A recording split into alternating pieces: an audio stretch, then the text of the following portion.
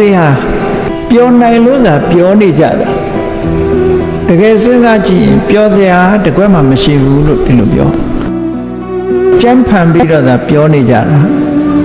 တနေ့ကြလို့ရှိရင်တော့သိချင်းနဲ့ရင်ဆိုင်ကြရမှာဖြစ်တယ်ပေါ့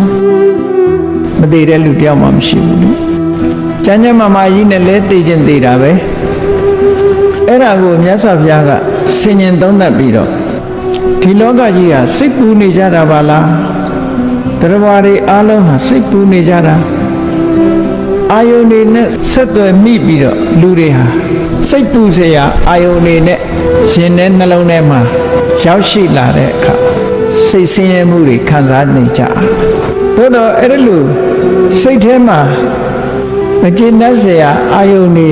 ဆင်းရဲဒုက္ခတွေနဲ့စိတ်ပူနေရတော့လည်းပဲအဲ့ဒီစိတ်ပူနေတာကိုတဘာဝတရားလို့မရှုမြင်နိုင်ပဲနဲ့ဘယ်လိုရှုမြင်လို့ဆိုကိုယ့်ဘဝမှာအမှန်တမ်းနာကျင်ပွဲကောင်းတဲ့ဆင်းရဲဒုက္ခကြီးကိုလည်းငါလို့ပဲသတ်မှတ်နေကြတယ်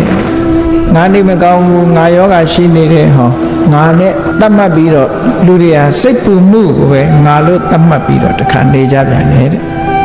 ဟုတ်တယ်လောကကြီးမှာ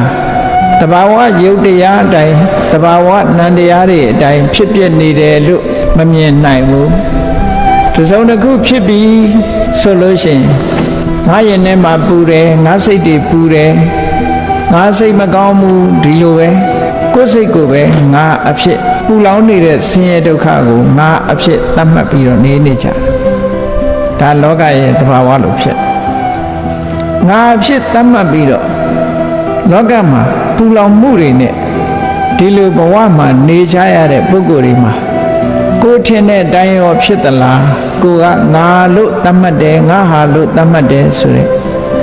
ငါပိုင်တယ်လို့သတ်မှတ်တယ်ဆိုတဲ့ဒီသတ်မှတ်ချက်တွေအတိုင်းဖြစ်ရလားလို့ဆိုမြတ်စွာဘုရားကဆက်ပြီးတော့မိန့်တာ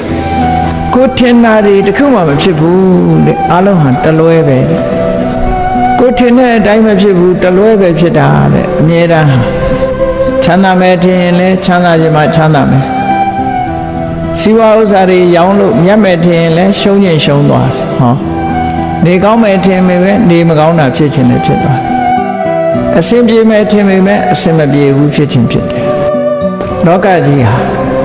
ကိုထင်တဲ့အတိုင်းမဖြစ်ဘူးတဲ့တလွဲကြီးပဲဖြစ်နေတတ်တယ်လို့